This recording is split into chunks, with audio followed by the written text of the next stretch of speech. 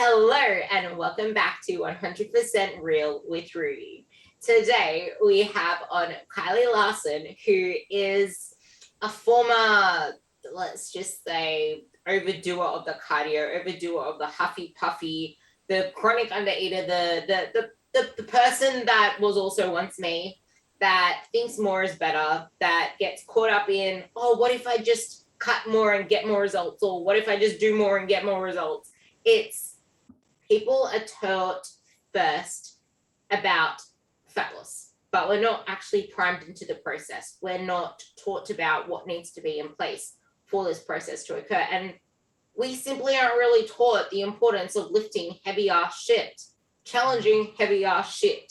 So I'm going to let Kylie take it away to bring in what she finds to be the biggest pillars to moving the needle and what it actually takes to start a successful fat loss phase. But we don't want to focus on fat loss. We want to focus on body sculpting, and in turn we do get that fat loss. So yes, I mean, the big pillars, it's so amazing. We love to make it complicated, but it really does boil down to just a handful of things. Number one, strength training over the huffy puffy, as you say. I love that, which is counterintuitive to what most of us have been taught or believe. The nutrition is absolutely the most important part. And when we say nutrition, we're not talking about eating less. We're talking about eating to support our activity level, eating to support our goals.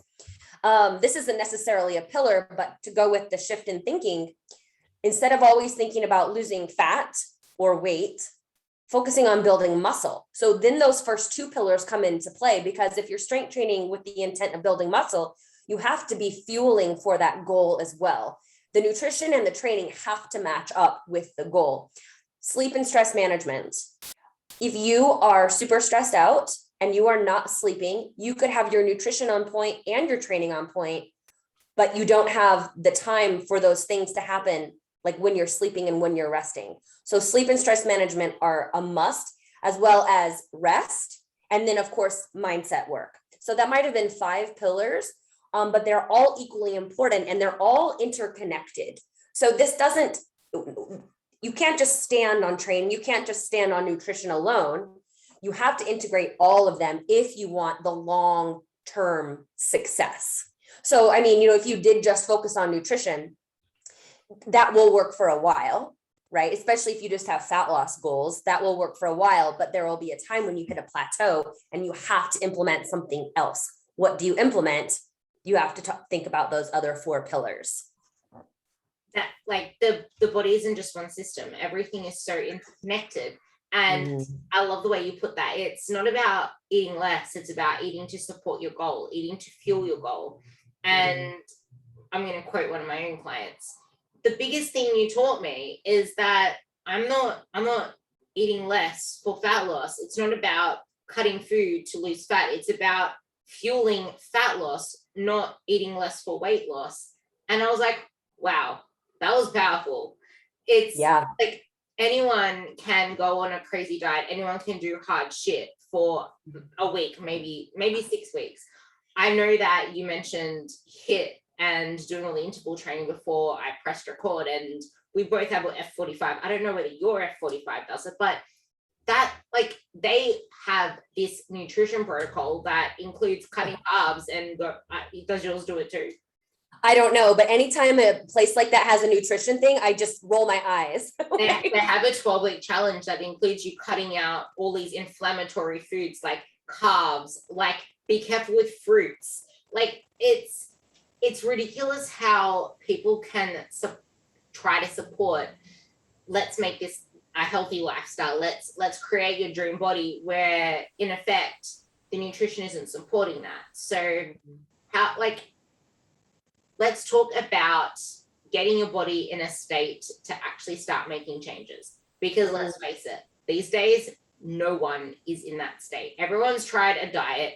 Everyone's cut out foods. Whether or not you are in a place that is like metabolically adapted or not, your mindset is still in that phase. Like, you might be eating like a surplus of food, but your mind is still in a dieter's mindset. So regardless of whether you're physically in a place or physically not in a place to diet, you need to have, like you said, all the pillars together, your mindset and your current nutritional state. So maybe you can talk about how we can kind of get anyone to realize that it isn't just about putting you into a fat loss phase straight away. You should always have a stage before that called the primer phase, where you're priming your metabolism, you're priming your mindset, and you're priming, you're preparing. It's like the prep before the prep. You need exactly to prep before the fat loss phase. So I'll let you take that part away, because it's sure. I mean, like you said, I think people can grasp it from the metabolic standpoint. They're starting to understand that. But truly, you have to prime your body for fat loss. And you will know if you are not primed, because when you go into your deficit, if nothing happens, your body was not ready for fat loss. Like, your body will tell you what he or she is ready for and what he or she needs. If you go from not tracking, you think you're eating a surplus, and then your coach puts you in a deficit and nothing happens, either that's not your deficit, or your body just straight up wasn't ready for fat loss. You need to spend more time priming your body. But from a mindset perspective too, you have to understand, we don't want to just lose fat or weight for a short amount of time. I want you to start thinking years. Think long term, 10 years down the road. Like, each year you have the opportunity to add a layer. And that's how I look at it. We don't just want to lose weight to go on vacation. We want to change our habits. We want to eat protein at each meal because it makes us feel good, not because we're trying to be shredded. We want to eat our vegetables because we know they're going to help us feel better, and our digestion and our gut health will be better, not because we're on a diet. You have to understand that it's not just about how you look, it's about how you feel. And if you can make these changes, it starts to be who you are. So you're not always chasing a look, like, it is who you are. You don't have to make as many decisions. So when you become that person who eats in a way that keeps them lean relatively year round, it becomes easy. And, a lot of people say this, easy is earned. It is. Like, I don't know if it's easy for you, Ruby, but I will say this lifestyle is easy for me now. But that's because I've been doing it for so long. And I also understand that I'm not trying to be perfect. And I eat Doritos, and I eat ice cream, and I eat cookies, and I eat Halloween candy. I eat whatever I want, just not all the time. And I don't eat all that I want. And if I did have an episode like that, the next day, it would be like nothing ever happened. Like, I wouldn't dwell on it.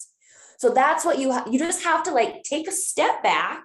Say, okay, what do I really want long term? And I think that truly is the way to prepare yourself. I know I'm not going to reach my physique goal in this fat loss phase. And I think you made a post about this recently, Ruby. Yeah. Like, you're not going to, even if you do reach your physique goal, guess what? It's going to change. You're going to want to be leaner, or you're going to want to be stronger, or you're going to want something else. So it's constantly, the horizon is constantly moving farther away. So how can I make sure I'm going to stay in this game forever?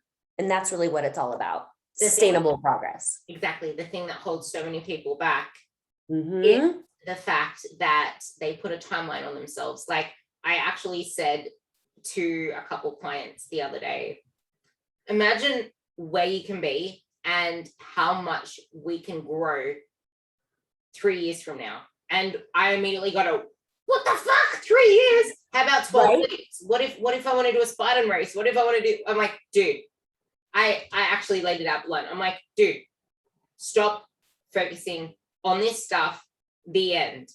Yeah. 3 years. And then I full stopped it, and I don't usually use full stops.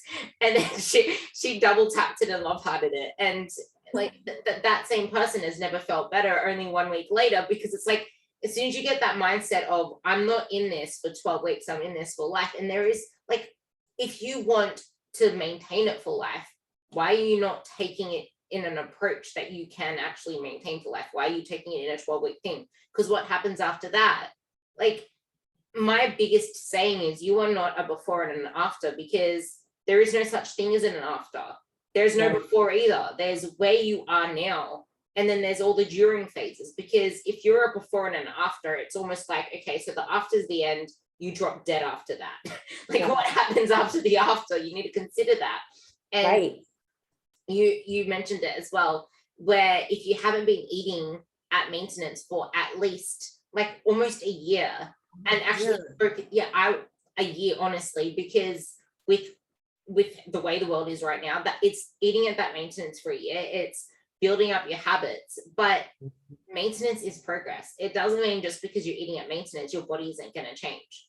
And it won't change if you don't focus on the pillars you mentioned. If you're doing puffy shit and you're stressed the fuck out, if you're like, you can have your nutrition perfect in maintenance. You can be training every single day, which you shouldn't be in maintenance. Like if you're not training intensely, but enough, not too much, just enough, like train smart, eat the right foods, do all of that right. But you need to address stress, you need to address sleep, and you need to address hydration as well. Like all the biggest pillars that are kind of like the supporting base of a healthy lifestyle. Then your body will start making changes in maintenance, because if you're eating enough protein, which I actually recommend 2.2 grams per kilo. If you're eating enough protein, you're gonna be able to recomp your body, recomp your body while you're in maintenance. Like that's the thing. I've been living in maintenance for the last 3 years, and my body has only just developed more. My muscles have developed more. My strength is up and down all the time, because I'm not focusing on just that's actually a big thing. I'm not focusing on just one bucket of let's improve my strength here. No, I'm focusing on what I want, which is my body. I want my body to look a certain way, but I'm fitting it into my lifestyle. I'm not focusing on, oh, I just want the weight to go down. Oh, I just want to increase the weight here. No, because if I focus on just increasing the weight there, something else has to give, which might be my body composition. But I want to feel good in my skin. I don't want to be busting the tank because I have to lift heavier every single session. So maybe you can speak about knowing exactly what it is that you want, which isn't attached to numbers, and the importance of this whole maintenance thing and how maintenance is progress. Yes, I was about to say, I don't understand why people have such a hard time understanding that maintenance is progress, but I get it. Like people feel that you have to be chasing fat loss all the time, or you're not doing anything, which to me shows that you've got this all or nothing mentality. And I like to challenge people and say, can you be consistent in maintenance? Because if you can't hit your macros in maintenance, what makes you think you're going to be able to hit your macros consistently in fat loss? Like maintenance is easier. You have more macros to play with. So that's an opportunity to practice your consistency. Number one. Number two, maintenance is a time for you to stop hyper focusing on macros, on weight loss, because it takes so much mental energy. You could be doing so much more with your life. Like to me, that's one of the best parts of maintenance. I don't have to think about food all the time. I don't have to track my macros. I know I'm eating enough in my maintenance. I don't have to weigh every single ounce or gram. It's freedom. It is the freedom that we talk about with flexible dieting. It's true food freedom. But then also changing your goals. Maintenance is also a time for you to focus on other things, and you don't always have to be focused on your deadlift PR. That's fun for a while, but then you can focus on form, technique. Then you could focus on running a half marathon if you wanted. Keep in mind, you're going to need to eat more during that to support your activity level. It's a time for you to explore all the other things. Maybe you're focused then on, am I eating a whole food diet? Do I have to rely on a bunch of protein supplements when I'm in fat loss? You know how it is in fat loss, at least for me it is. It's hard to get enough fiber in fat loss. In maintenance, you could really focus on that. You could go from 25 grams being your goal to 50 grams of fiber being your goal. So to me, maintenance is a time to truly focus on your overall health. And then you've primed your body for the fat loss. So then fat loss can be fun and exciting. Like I'm not anti-fat loss. I will support clients' fat loss goals if they've done the work in the upfront. And then you will have a successful fat loss phase, because there's nothing worse than going into a fat loss phase and nothing happening. I mean, I've been there. And when it's happened, first off, I had to double check myself. Kylie, were you consistently hitting your macros? Probably not. Second, well, your body wasn't ready. You didn't do the work. That's on you. So maintenance is so important. And then to your last point, you should be in maintenance most of the year. Your fat loss phase should be the shortest time period, but it will still be a successful fat loss phase. And then you have to take the exit route of your reverse diet to get back up to your maintenance. I cannot wait to dig into this reverse diet more with you, because there is something I do want to touch on, and that's the fact that we keep liking ourselves to this bodybuilding mentality of you need to cut, you need to build, you need to cut. It's like, no, you're not needing to cut and build. You're needing to create a body for life. Like, you're not cutting for one day and going to the extremes of a bodybuilder to need to then bump your calories up by like 600 calories for some recovery diet when there's nothing to recover from. Like, diet for lifestyle. And it is a reverse that we need. But then there are so many people out there saying, oh, reverse diets is stupid. You need to bump your calories up right away. It's like, well, not if you do it the right way, because you're not meant to be dieting to such extremes that you require that.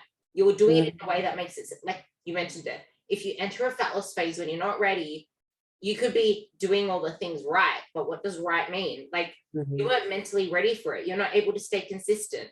You're probably not even realizing that you're not putting the intensity you used to put in. It's like, I don't know about you, but some people will start a phase, a program, and they make amazing results. And then 10, 12 weeks later, there's no progress. And it's like, well, are you attacking everything with the same intensity as you did when you first started? And it is so hard to do that if all you're focused on is this end goal and not making it something that's fun and exciting. And I mentioned this many times before, but when I did my mini fat loss phase for when I did my half marathon earlier this year, my weight fell off like that, because I've been living in maintenance for over 3 years. And my maintenance has gone from 1,600 calories to 2,600 calories. Like, I'm sitting around 2,700 now, whereas I built my aerobic base. I did the cardio work to build up my little mitochondria energy producing cells, if I try to say it in simple terms. The things that break down energy, do all the kind of work, you need to have that healthy. And this is actually a good point for you to go into now. But you can be in a calorie deficit and not lose weight, because you can tell everyone it's a calorie deficit, Karen.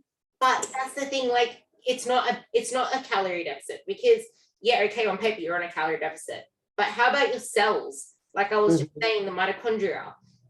I know it's a crazy word for a lot of people listening to this, but let's just think of it as the atoms that make up everything that there is. You can't have atoms doing their magic without the mitochondria functioning. It's like the engine.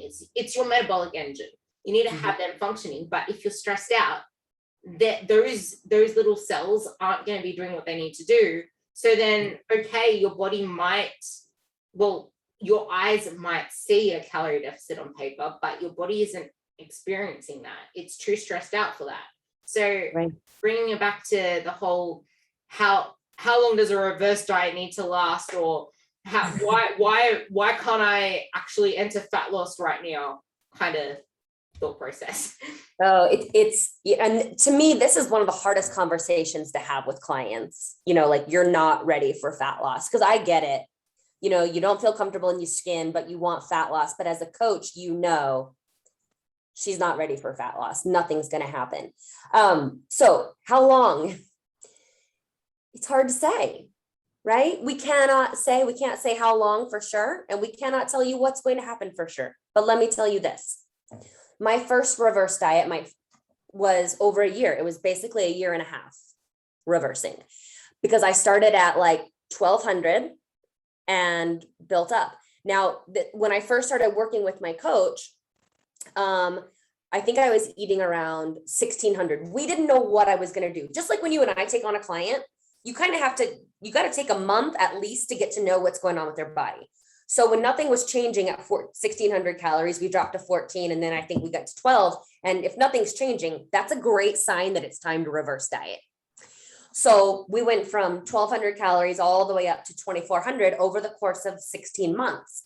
There was one small mini cut in there. I led a yoga retreat. So he let me do a mini cut and I was above 2000 calories. But how long is going to depend on how long were you dieting before? How severe was your deficit? What's your diet history like? And what are your maintenance calories? Now that's a moving target. So we can estimate what your maintenance calories are, but we really don't know for sure until we get in there. But beyond that, maybe right now your maintenance calories are, like you said, 2000 calories, but you can build your metabolism up to 2600 calories.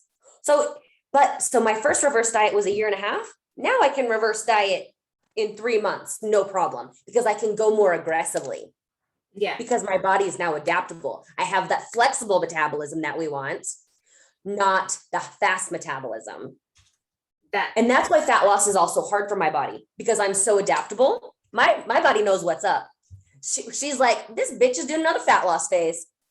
Fuck her. She does not, my body does not like fat loss. Right. And I think, that's because I spent that time like you doing back-to-back shows. But now that I only do one fat loss phase a year, I'm kind of excited to see. And I only do that for fun, really, not because I feel like I need to lose fat, just like I'll book a photo shoot or something.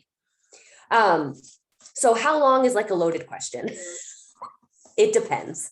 If you can't see Kylie on YouTube and you're listening to this on whatever podcast platform you're listening to it to, she's actually pretty damn lean. And that's the thing, like, she is living the leaner lifestyle and we are both walking the talk. Like we learn lessons as we go and we can slip into those behaviors again. But the thing is, we know that we are fueling our body. We are lifting heavy weights. We are trying to build our bodies, build muscle. And this is actually more and more important the older you get, because the older you get, the less anabolic you are, the less likely you are to build muscle, the less likely you are to let go of fat. And to add into how long does a reverse diet take, you need to also assess your lifestyle. Like if you are someone that is highly stressed out, you need to really, really reassess where you want to take your body and the approach that you take, because going too hard or trying to chase fat loss when you're not yet consistent with what you're doing.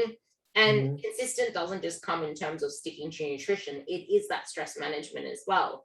And I don't even know if you can talk enough on how important stress is, but an adaptable body is the body that you want to get, because you want to be able to adapt to your environment instead of, it's almost like people say, don't be reactive, be proactive.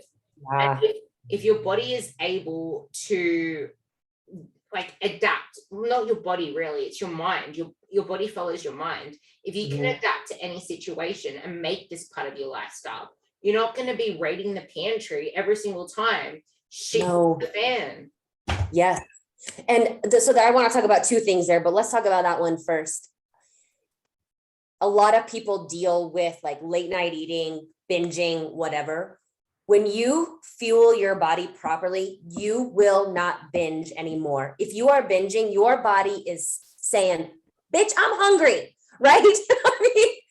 I think back, the only time I had any binge issues was when I was competing.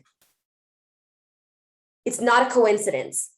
Like I can have Oreos in the house. I can have Cinnamon Toast Crunch in the house. I can have ice cream in the house. They last forever because I know I can have them anytime I want them.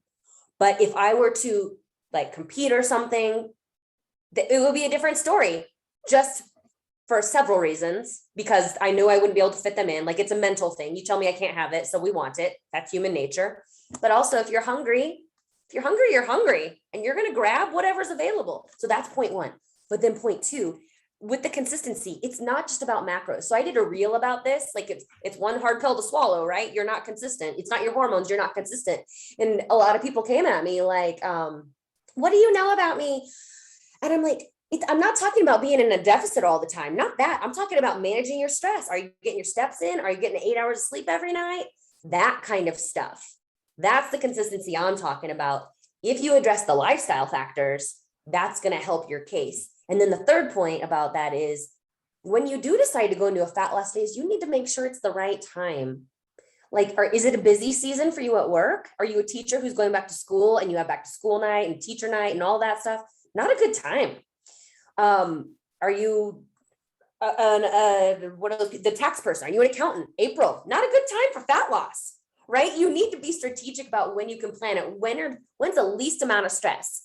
And really, I think for each person, there is probably one opportune time. Like I don't think it's fair for anyone in the States to be in a fat loss phase October through January. It's just, that's the holidays for us. It starts with Halloween, then you got Thanksgiving and New Year's. Live at maintenance, yes, but we don't need to be in a deficit during that time of year. You're just setting yourself up to fail. So, think about when you put your fat loss phase.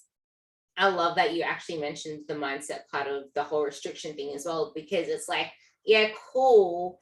But if you're already mentally restricting yourself, or you're mentally worried about what's going to happen if you, like during the holidays, people want to look, well, here it's harder because it's our summer.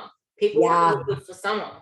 But at the same time, it's like, yeah, you can look good for summer, but that's what the rest of the year's for. Like, you don't do that shit starting in spring and expect to just literally spring out of your shell and look like a badass bitch. It doesn't work that way. Yeah. And if your mindset is that of, oh, I fucked up, I'm just gonna keep this going. It's the holidays anyway. It's not what happens on that one day. You need to have a plan. And people like it's either one extreme or the other. It's either anti-diets or pro-diets. It's like, no, how about always having a freaking plan regardless? Because having a plan does not mean being restrictive. Being strict about your goals does not mean being restrictive. Strict with flexibility within a plan. You need a plan to succeed. And it's focusing on fueling for your goals, because if you're going to sabotage yourself during the period where you can actually enjoy maintenance more, then what's going to happen after that? You're going to live in regret. You're going to feel like you're always missing out. And then it's going to start. I have this analogy. It's like going into a marathon without having slept the night before and without having eaten a meal before training. Going in, not fueled, you're going in without a sleep. That is how you're starting off the year. Not good. So when it comes to, I guess, building our dream body, I really want you, because you have a lot of experience with different case studies that you can bring in, so people do actually realize you do get results this way. But lifting weights, ditching the huffy puffy, and eating enough food, because you mentioned this in a post and I said I had the same experience. Hearing your macros, I can't eat that much, but but the thing is, not everyone tells us they can't eat that much. They're like, okay, maybe I'll skip breakfast, it's okay, I'll just start eating from lunch because there's too much food on this plan. A lot of the times they don't even tell us they're not eating all their food because it looks like too much. This isn't a fat loss plan. Shouldn't I be eating less food? And then there's the other case where it's someone who just physically says they can't eat that much food. But then I had this case, and then I had a girl go to Subway and say, is this the right entry? She screenshotted something on MyFitnessPal. I'm like, nah, you're picking a foot long. That's not the 6-inch. She's like, yeah, I can eat a whole foot long. I'm like, were you just complaining about eating a bowl of yogurt with berries that was like half the size? She's like, yeah, that was too much food. I'm like, you're eating a foot long. She's like, yeah, that doesn't feel that's easy to eat. I'm like, okay, this doesn't make sense to me. Maybe you can make sense of it and then explain it to me later. And then she's like, I don't know, it's just so much easier to eat. I'm like, like, maybe you can bring in the fact that you can eat so much more food and lose weight if you eat the right types of food, if you have the right approach, if you are lifting weights the right way, because it's metabolically expensive. Yes. I mean, so that's the thing too. So we just started the first week of my program, and that's always the feedback. These people are getting fat loss macros and they're like, oh, I can't eat this much. And I'm like, it's not that you're eating more, you're eating more of the right foods. So protein is going to feel like it's more, but also beyond that, it's the fact that you're eating consistently. So you're not under fueling Monday through Thursday, Monday through Friday, and then going off the rails on the weekends. You're eating 1,800 calories every single day. So your weekly average is actually going to go down. So people don't realize that. Also, with the Subway thing, highly palatable foods go down really easy. Like those foods are designed for us to be able to eat them. They don't satiate us. They don't fill us up in any way. They make us want more. That squishy, soft bread from Subway, you bet I could eat a foot long. I could eat like 3 of those foot, like just breads, but that's because they're hitting the reward center of my brain. It's not filling me up, but it tastes good and I can't stop once I start. So that's part of it. But then the second half of it is eating enough to feel, lifting weights. What was the second part, Ruby? How it's actually metabolically expensive to like. Oh yeah. So, cardio, while it has a place, you just get better at cardio. So you get more efficient at it, which is a bad thing because that means you are now not burning as many calories when you run 5 miles. So the more you run 5 miles, the easier it gets, the less calories you burn. Awesome if you're training for a marathon, not so awesome if you're trying to burn fat.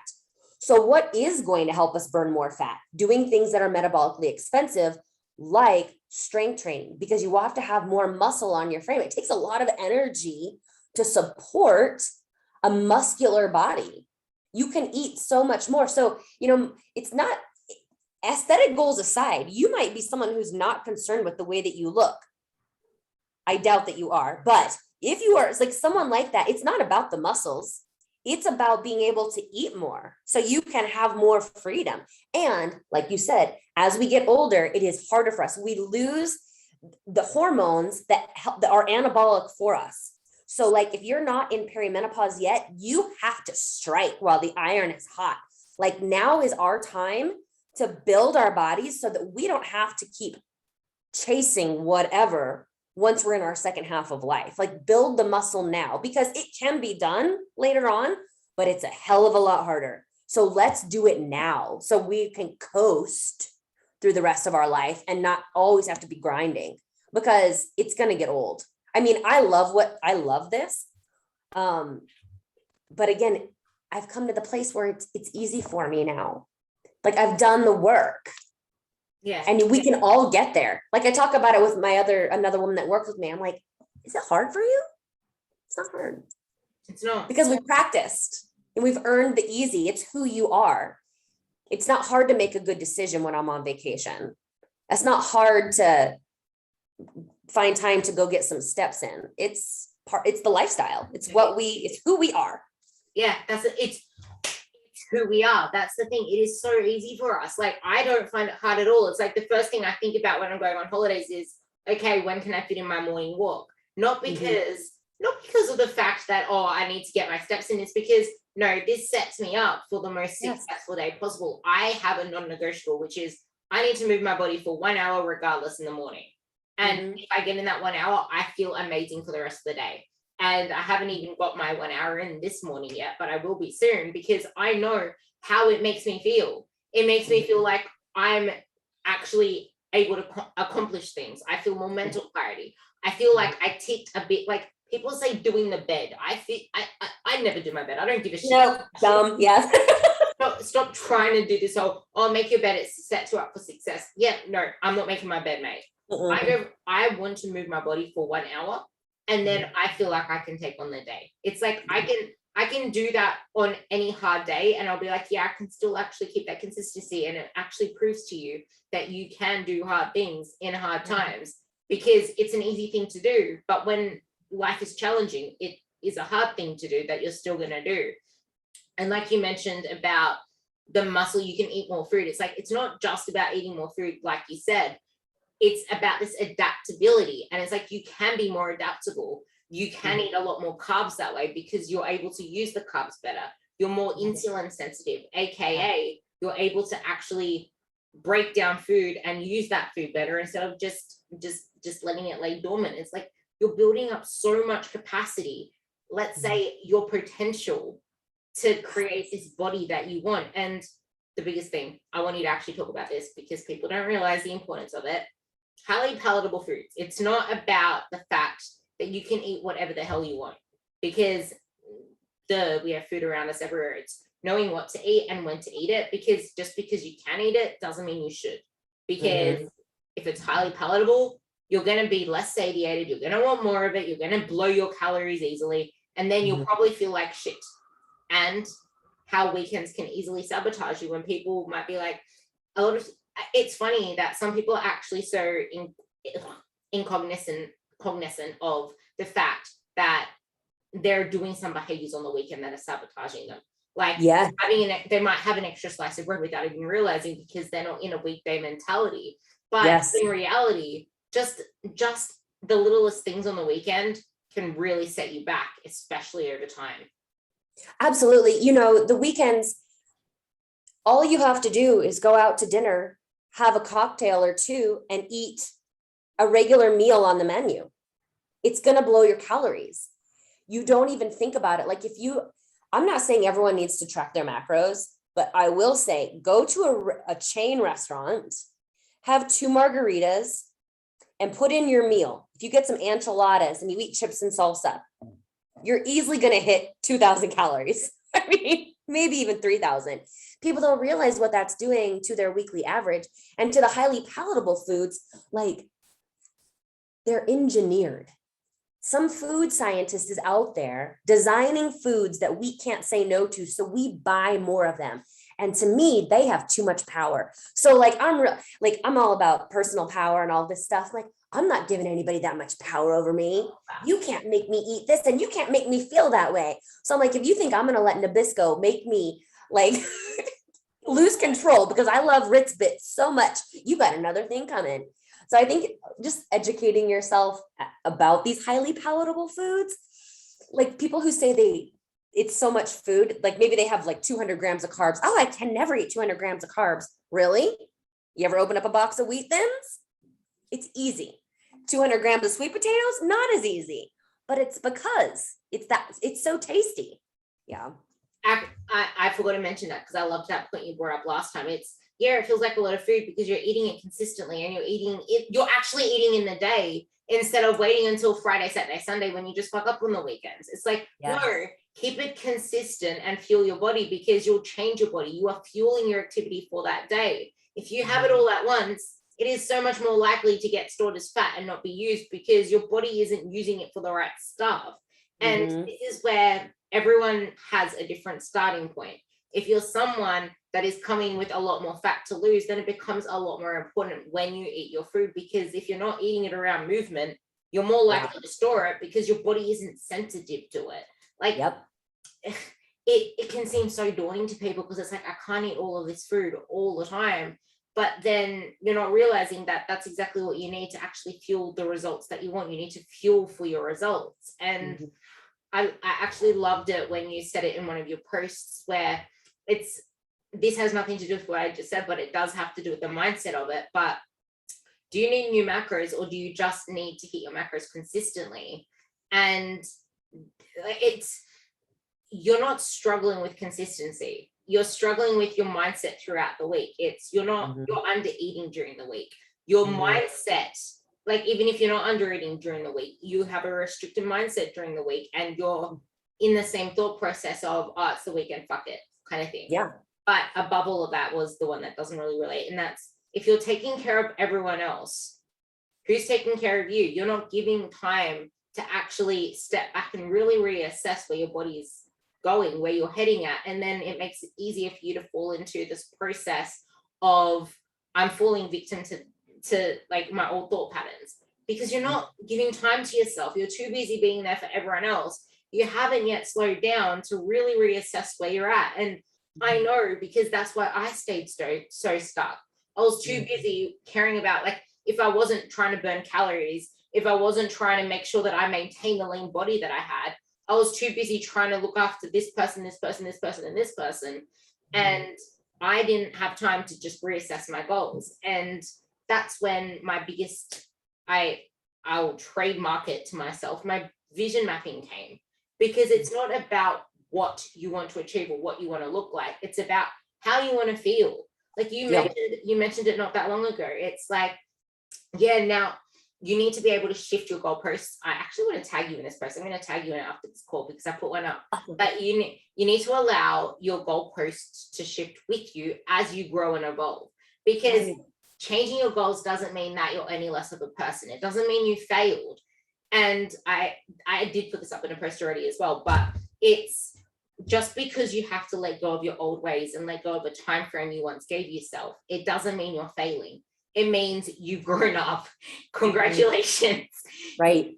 You've grown up. Like, that's literally the best way to put it. You've realized that this isn't going to be achievable in 8 weeks or 12 weeks. It's going to be a lifestyle, and you're not going to be able to do some stupid Spartan race. You need to see it as years, in terms of years, not months, not weeks.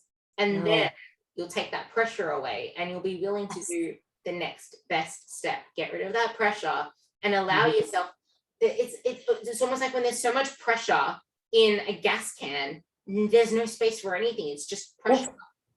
And the biggest kicker with this whole situation is you're doing it to yourself. No one else is putting that pressure on you. You know, so you're doing that to yourself. You're setting the expectation to do all the things for everybody and try and be skinnier, leaner, or whatever. No one's asking you to do that. So there's this book. I took this quote from this book called Burnout by Emily and Amelia Nagoski. And I can't remember which of them said it, but they said, put down the whip. And that's what I remind my clients. Who is whipping you right now? You are. I'm not telling you need to lose weight. Your husband isn't, your partner, whatever your situation is, your kids aren't telling you that. So why are you doing this to yourself? We're doing it to ourselves. Like, we have to own that. And then another great quote from Glennon Doyle's book. Oh, you know, she says, Untamed. Untamed. Yes.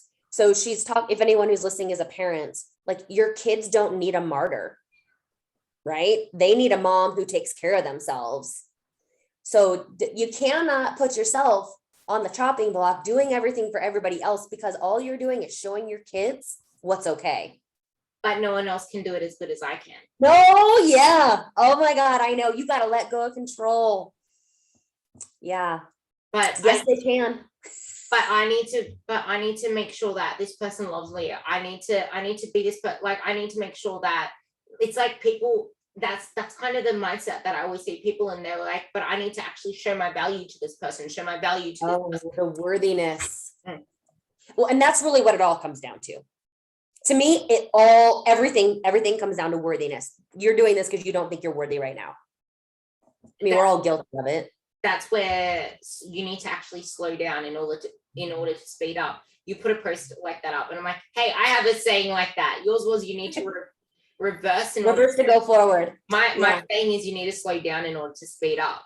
And yes, it's so true, because it's almost like if you're just pressing the throttle without actually putting your gearbox into drive, you're just creating smoke and crazy shit. But if you actually slow down, realize, oh shit, I didn't put my car in drive, and then you actually freaking drive. It's like, but it's actually so true, because you were there, I was there, and we aren't aware of how we are making ourselves stuck. And we can't be aware until we pause and do that pause and actually ask ourselves, what is it that I am doing right now? How do I want to feel? What do I need to do to feel that way? And then comparing the lists. Am I in line with this? If not, then what's the next step that I can take? Next step, not next 100 steps. Right. Step. Exactly. And I'll be guilty of that. No, but it's funny how it shifts, not so much with the physique anymore, but like with business. So I'll get anxious because I get too far forward thinking. I'm thinking about step 100 when I just need to back it up, slow down, and focus on step 1. It's the same thing. But coming back to that interconnectedness, Once you master this with your physique, then you can translate it into other areas of your life. Or maybe you are already doing this in another area of your life. Maybe you are a successful fill in the blank. Okay, what makes you successful there? How can you apply that here? Because you have the skill set. Let's just apply it in a different arena. I love that. It because it is true. It's okay. So if you actually, I actually listen, I heard this in some athlete training pod, and then I related it into lifestyle. It's okay. So you're doing all these things in the gym, you're pushing yourself in the gym, you're showing yourself you can do hard things, you're grinding yourself through an extra rep that you were about to bail on. You can relate this to other areas of your life. You start showing up better. And then I'm bringing it back to a client that is so guilty of this 100 times over, because we have this conversation every single week, but every single week there's an inch of progress, which is awesome. But she was putting her name forward for an awards thing, and she was stressing over making it like this perfect submission, blah blah blah. I'm gonna say this again. Do you see how this leaks in from your training? Every single complaint on your training sessions is you can't do this, it's not perfect enough, you're sucking at this. Stop focusing on what you can't do and start realizing that you're not gonna start off knowing how to do something. Stop aiming for perfect and just focus on those little points of progress. And if you stop trying to be so perfect, you'll start to enjoy it more, because you're not hating on yourself for not being able to do something. You're not hating on yourself for being so far away from where you're at. And I was that person. To sum up that whole spiel, before I let you kind of end on some super important note, is I used to be someone that always used to compare my physical to someone else's physical. I would look at people, I'd send them to my coach, and he'd be like, stop fucking, like, my coach is someone that's literally that blunt. He's like, stop fucking comparing yourself. I don't want to see another progress photo. I mean, I don't want to see another photo of someone else. And then before I know it, I'm like, I'm sorry. There's just one more. Can you make me look like this? I was so bad. But I realized the other day after I read someone's post, holy shit, I have not compared myself to someone in years. And when I say years, I mean, when I stopped focusing on chasing a weight, when I stopped focusing on chasing a body, and I just realized how much I freaking love what I do. Like 6 months of lockdown, I hated going into my shed to the point where sometimes I'd cry at the fact that I had to face my shed again. But I still showed up because it's what I do. It's who I am. And I actually maintained lower than my average body weight because I maintained my habits. I kept eating the way that I usually eat. But the best thing about that is now I have so much more capacity to boost my food up to the point where I'm actually going to be increasing my food to 2,800 calories next week. Well, actually this week, because it's the end of the week. So in 2 days time, I'll be increasing it to 2,800. Whereas before I didn't have that adaptability. I didn't have that flexibility. If I looked at food, I'd gain weight. It was that mindset of, but that's the thing, that's the power of your mind. Like you can look at food and gain weight if you're constantly stressed out. We're not going to end on what I wanted to end on. We're going to end on that because that's actually so important. You have your 12 to 16 weeks max in your fat loss phase, and then you need to reverse and get out of it, because if you're always in a deficit, your body's going to adapt there. And in the process, you're going to lose muscle, you're going to lose metabolic capacity, you're going to lose your I was going to say your wife and your husband. I don't know where that came from, but you'll have shittier relationships. Everything will your libido goes down. It's you have to be strategic, and you cannot spend longer than a short period of time in that fat loss phase if you want to get the best results out of it. But this is where that whole I look at food and gain weight comes from, because you're constantly in that state. Your body is so metabolically adapted, but not just that, you probably could be binging without even realizing. But if you're in a stress state, your body can't metabolize food. It cannot. You're like, I'm going to let you finish on that note, because you can take this to oblivion, because it is so important that if we're stressed out about eating a food, it's going to show. Yeah. I mean, bottom line is you will not release the weight unless your body feels safe. Your body is not going to release the weight unless you feel safe. So if you are always sending signals of I'm being chased by a tiger, I am not eating enough, your body is going to hold on to it. So your body is only responding to the signals that you are sending it. So you have to ask yourself, what signals am I sending? Am I sending signals that I'm starving? Am I sending signals that the world is going to end tomorrow? Because if that's the case, you're going to store fat as long as the day is long. Once you start to chill, and that's on you, like you have to be the one that takes stuff off of your plate, even if your partner does not load the dishwasher the way you like it, even if no one makes the bed the way you do, even if you go to bed with dishes in the sink, even if the laundry doesn't get folded. That's what it's going to take.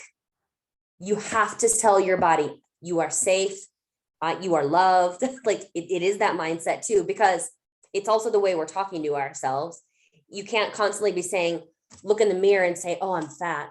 Oh, I'm fat. I need to do this. I need to do that. Your body hears that. Your body, what would you do if someone was telling you, I'm fat? You're fat. You wouldn't do what that person wants to do. She doesn't love me. Why would I do what she wants to do? I'm always a failure. I've been doing this for years. I can't do this. I keep failing. Like you're repeating a cycle by telling yourself that. And it's not the fact that, oh, I just need, like, it's hard for people to realize that.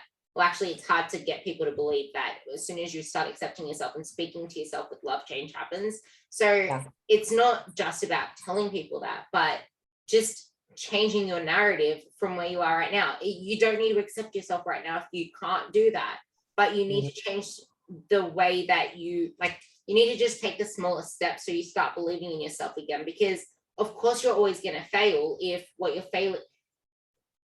failing at, like, what's your meaning of consistency? I actually want you to end on that part, the perfect. Oh, sure. Okay. Yeah.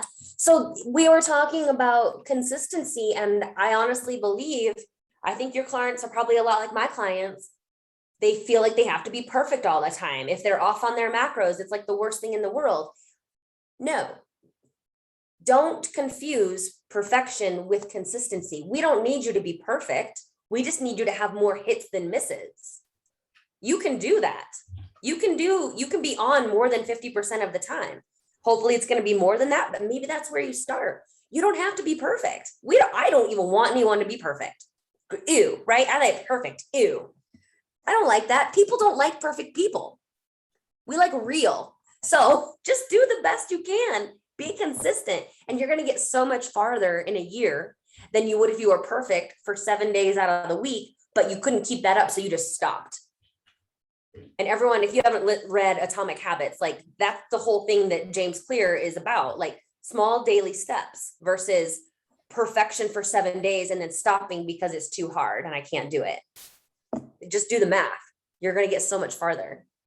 I love that. So I'm gonna leave out there because that's the most powerful thing that you can go away with, which is it's about aiming for more hits and less misses. And I will say it in my terms, it's not about ticking all the boxes. It's about minimizing the crosses. So keep that in mind when you plan ahead for the next week, seeing as this is going to be released on a weekend, well, on a Sunday going into Monday. So take that with you. And I will let Kylie just mention anything else that she wants you guys to take note of. I'm going to be putting her Instagram handle below. But yeah, thank you for coming on. Is there anything you want to leave us with? Yeah, no, thank you. And, there's a lot of information out there. And I think that's the big thing. Like we're drowning in information, but starving for knowledge, right? So who are you getting information from? If you're getting information from Ruby, if you're getting information from myself, like you are in good hands. You don't need to go seek out anybody doing anything crazy. Just stick with Ruby, right? And you're going to be fine. Do what Ruby says. It's as soon as you start mixing all the information that you do start getting confused, and then you start doubting yourself. It's like, no, just keep it simple, because you can listen to all the books, you can get all the audio, but it's until you take action on one direct step, that's the correct step, that you're going to start seeing results. So I cannot thank you enough for coming Thank on. you. And this chat is just gold. So if you like it, don't forget to share it, tag us both, and I will see you on the next podcast. Thanks, Ruby. Bye.